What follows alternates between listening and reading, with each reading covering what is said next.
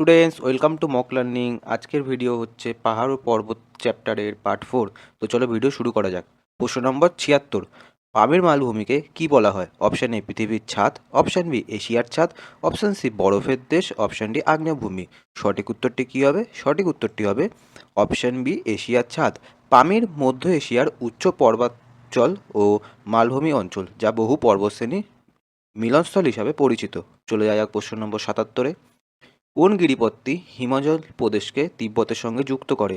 Option A Nathula, option B Shipkila, option C Zojila, option D Banihal. সঠিক উত্তরটি কী হবে? সঠিক উত্তরটি হবে অপশান বি শিবকিলা। শিবকিলা হিমাচল প্রদেশের একটি গুরুত্বপূর্ণ গিরিপথ, যা ভারত ও তিব্বতের সংযোগ ব্যবহৃত হয়। ঠিক আছে, চলে যাওয়া যাক প্রশ্ন নম্বর 78, কোন শৃঙ্গটি হোয়াইট মাউন্টেন নামে পরিচিত? Option A Dhaulagiri, option B Nanda Devi, option C Makalu, option D Annapurna. সঠিক উত্তরটি কী হবে? সঠিক উত্তরটি হবে অপশান এ ধৌলাগিরি। ধৌলাগিরি শব্দের অর্থ সাদা পর্বত, যা নেপালের একটি বিখ্যাত উচ্চ পর্বতশৃঙ্গ। চলে যায় প্রশ্ন নম্বর 79, কোন নদী কৈলাস অঞ্চল থেকে উৎপন্ন হয়েছে? কোন নদী কৈলাস অঞ্চল থেকে উৎপন্ন হয়েছে? Option A Mahanadi, option B Brahmaputra, option C Kaveri, option D Tapti. সঠিক উত্তরটি কী হবে? সঠিক উত্তরটি হবে অপশান বি ব্রহ্মপুত্র। কৈলাস অঞ্চল বহু গুরুত্বপূর্ণ নদীর উৎস এলাকা হিসাবে পরিচিত। কি হয়েছে? কৈলাস অঞ্চল বহু গুরুত্বপূর্ণ নদীর উৎস এলাকা হিসাবে পরিচিত। চলে যাক প্রশ্ন নম্বর 80, হিমবাহের ধীরে ধীরে চলাচলের ফলে কোন ভূমিরূপ তৈরি হয়? হিমবাহের ধীরে ধীরে চলাফেরার কারণে কোন ভূমিরূপ তৈরি হয়? অপশান এ মারেন, অপশান বি বদ্বীপ, অপশান সি মালভূমি, অপশান ডি উপদ্বীপ। সঠিক উত্তরটি কী হবে? সঠিক উত্তরটি হবে অপশান এ মারেন। মারেন হলো হিমবাহের সঙ্গে বয়ে আনা পাথর, মাটি ও অন্যান্য পদার্থ জমে গঠিত ভূমিরূপ। চলে যাওয়া প্রশ্ন নম্বর 81, ভারতের কোন রাজ্য সর্বাধিক হিমালয় অঞ্চলে বিস্তৃত? ভারতের কোন রাজ্য সর্বাধিক হিমালয় অঞ্চলে বিস্তৃত? Option A Punjab, option B Uttarakhand, option C Sikkim, option D Jammu ও কাশ্মীর। সঠিক উত্তরটি কী হবে? সঠিক উত্তরটি হবে অপশান ডি জম্মু ও কাশ্মীর। জম্মু এবং কাশ্মীর এই অঞ্চলে হিমালয়ের বিস্তৃত অংশ এবং বহু উচ্চ পর্বতশৃঙ্গ রয়েছে। চলে যাক প্রশ্ন নম্বর 82, আইসফল কি? অপশান এ বরফের গুহা, অপশান বি চলমান বরফস্তূপ, অপশান সি হিমবাহের খাড়া ভাঙা অংশ, অপশান ডি বরফ ঢাকা হ্রদ। সঠিক উত্তরটি কী হবে? সঠিক উত্তরটি হবে অপশান সি হিমবাহের খাড়া ভাঙা অংশ। আইসফল হলো হিমবাহের এমন অংশ যেখানে বরফ ভেঙে বড় ফাটল ও খাড়া বরফ স্তূপ তৈরি হয়। ঠিক আছে, চলে যাক প্রশ্ন নম্বর 83, কোন পর্বতশ্রেণী স্পেন ও ফ্রান্সের মধ্যে অবস্থিত? Option A Alps, option B Ural, option C Pyrenees, option D Rocky. সঠিক উত্তরটি কী হবে? সঠিক উত্তরটি হবে অপশান সি পিরেনিজ। পিরেনিজ পর্বতমালা স্পেন ও ফ্রান্সের প্রাকৃতিক সীমান্ত গঠন করে। চলে যাক প্রশ্ন নম্বর 84, শার্ক কী ধরনের শৈলরূপ?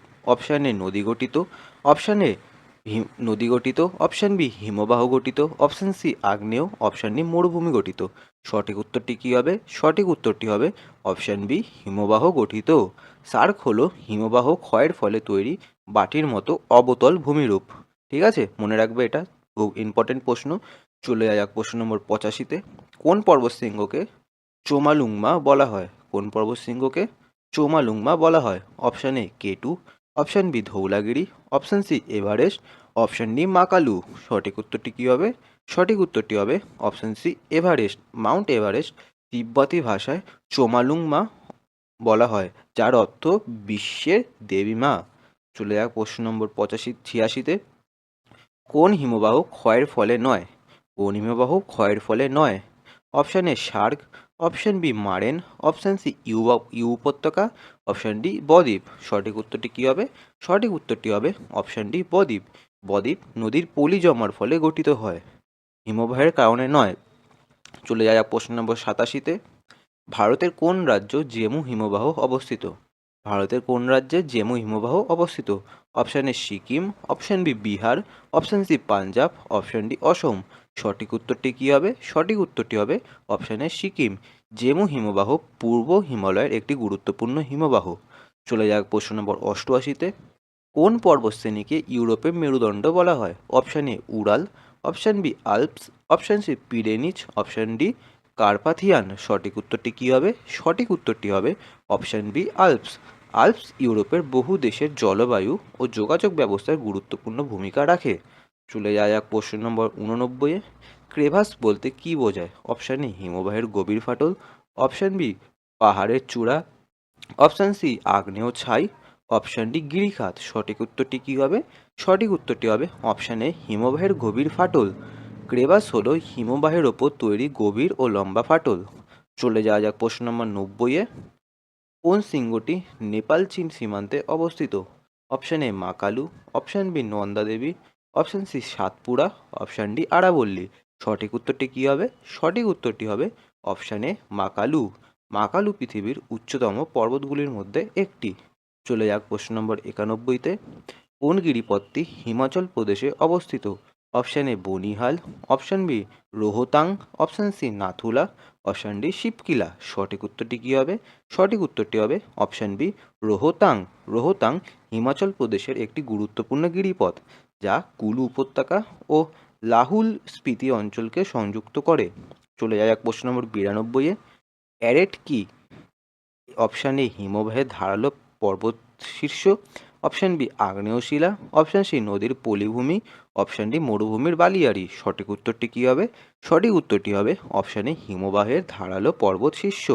অ্যারেট হলো দুটি হিমবাহ উপত্যকার মধ্যবর্তী ক্ষয়প্রাপ্ত সরু ও ধারালো পর্বত শীর্ষ। চলে যাক প্রশ্ন নম্বর 93-এ। কোন পর্বতশৃঙ্গকে নাঙ্গা পর্বত বলা হয়? Option A naked mountain, option B snow mountain, option C ice mountain, option D scared mountain. সঠিক উত্তরটি কী হবে? সঠিক উত্তর হবে option A naked mountain. Nanga Parbat শব্দের অর্থ নগ্ন পর্বত, যা বিশ্বের অন্যতম বিপজ্জনক পর্বতশৃঙ্গ। ঠিক আছে, মনে রাখবে এটা। চলে যাওয়া যাক প্রশ্ন নম্বর 94-এ। কোনটি একটি অন্তর্বর্তী হিমালয় পর্বতশৃঙ্গ? কোনটি একটি অন্তর্বর্তী হিমালয় পর্বতশ্রেণী? Option A Shivalik, option B Pir Panjal, option C Karakoram, option D আরাবল্লী। সঠিক উত্তরটি কী হবে? সঠিক উত্তরটি হবে অপশান বি পীর পাঞ্জাল। পীর পাঞ্জাল হিমালয়ের মধ্যবর্তী অংশের একটি গুরুত্বপূর্ণ পর্বতশ্রেণী। চলে যাওয়া যাক প্রশ্ন নম্বর 95-এ। ফিয়ট কি? অপশান এ হিমবাহের ক্ষয়ের গঠিত গভীর উপকূলীয় উপত্যকা, অপশান বি আগ্নেয় গর্ত, অপশান সি মরুভূমির নিম্নভূমি, অপশান ডি নদীর মোহনা। সঠিক উত্তরটি কী হবে? সঠিক উত্তরটি হবে অপশান এ হিমবাহের ক্ষয়ের গঠিত গভীর উপকূলীয় উপত্যকা। ফিয়র্ড হলো হিমবাহের ক্ষয়ের ফলে তৈরি গভীর ও সংকীর্ণ সমুদ্র উপকূলীয় উপত্যকা। প্রশ্ন নম্বর 96। কোন পর্বতশ্রেণী মধ্য এশিয়ার গিট নামে পরিচিত? Option A Alps, option B Pamir, option C Andes, option D Ural. সঠিক উত্তরটি কী হবে? সঠিক উত্তরটি হবে অপশান বি পামির। পামিরকে মধ্য এশিয়ার গিট বলা হয় কারণ বহু পর্বতশ্রেণী এখানে মিলিত হয়েছে। চলে যাওয়া প্রশ্ন নম্বর 97-এ। হিমবাহের নিচে জমে থাকা পাথর ও মাটির স্তূপকে কী বলা হয়? Option A crevasse, option B cirque, option C ground moraine, option D arete. সঠিক উত্তরটি কী হবে? সঠিক উত্তরটি হবে option C ground moraine. Ground moraine হলো হিমবাহের নিচে জমে থাকা শিলা, কাদা ও মাটির স্তর। চলে যাক প্রশ্ন নম্বর 98-এ। কোন পর্বতশৃঙ্গটি মৃত্যুর পর্বত নামে পরিচিত? Option A Everest, option B K two, option C Annapurna, option D Makalu. সঠিক উত্তরটি কী হবে? সঠিক উত্তরটি হবে অপশান সি অন্নপূর্ণা। অন্নপূর্ণা কঠিন আহরণ ও উচ্চ ঝুঁকির কারণে এই নামে পরিচিত। প্রশ্ন নম্বর 99। কোনটি হিমালয়ের সর্বদক্ষিণ অংশ? অপশান এ বৃহৎ হিমালয়, অপশান বি মধ্য Himalaya, option C trans Himalaya, option D Shivalik. সঠিক উত্তরটি কী হবে? সঠিক উত্তরটি হবে অপশান ডি শিবালিক। শিবালিক হিমালয়ের সর্বদক্ষিণ ও অপেক্ষাকৃত নবীন অংশ। চলে যাওয়া যাক আজকের শেষ প্রশ্নে। প্রশ্ন নম্বর 100। হ্যাঙ্গিং ভ্যালি কি? অপশান এ ঝুলন্ত শিলা, অপশান বি হিমবাহের ক্ষয়ের গঠিত উঁচু উপত্যকা, অপশান সি আগ্নেয় গর্ত, অপশান ডি নদীর মোহনা। সঠিক উত্তরটি কী হবে? সঠিক উত্তরটি জানার আগে তোমাদের আমি বলে দিই, তোমাদেরকে আমি যেমন বলেছিলাম প্রত্যেকটি চ্যাপ্টারের প্রত্যেকটি বিষয় থেকে আমি 100টা করে প্রশ্ন নিয়ে আসবো। তো আজকে এটি পাহাড় ও পর্বত চ্যাপ্টারের শেষ চ্যাপ্টার, শেষ পর্ব। সেখানে আমি 100খানা প্রশ্ন কমপ্লিট করে দিলাম এবং এরপরে তোমরা কি কি বিষয় আরও চাও সেই নিয়ে আমাদেরকে জানিয়ে দেবে। আর পরবর্তীতে আমি কি চ্যাপ্টার নিয়ে প্রশ্ন নিয়ে আসি সেটার জন্য অপেক্ষা করবে। আর তা বাদে তোমরা নিজেরাই আগের থেকে কমেন্ট করে বলে দিতে পারো, যাতে তোমাদের প্রয়োজন হিসাবে আমি ভিডিও বানাতে পারি। তো ভিডিওটা যদি ভালো লেগে থাকে চ্যানেলটাকে তাড়াতাড়ি সাবস্ক্রাইব করে ভিডিওটাতে একটা লাইক করো, একটা কমেন্ট করো। তো চলো এটার উত্তরটা জানা যাক। প্রশ্ন নম্বর 100, হ্যাঙ্গিং ভ্যালি কি? অপশান এ ঝুলন্ত শিলা, অপশান বি হিমবাহ ক্ষয়ের গঠিত উঁচু উপত্যকা, অপশান সি আগ্নেয়গর্ত, অপশান ডি নদীর মোহনা। সঠিক উত্তরটি কী হবে? সঠিক উত্তরটি হবে অপশান বি, হিমবাহ ক্ষয়ে গঠিত উঁচু উপত্যকা। হ্যাঙ্গিং ভ্যালি হলো প্রধান উপত্যকার তুলনায় উঁচুতে অবস্থান করা ছোট উপত্যকা, যা সাধারণত হিমবাহের ক্ষয়ের ফলে গঠিত হয়।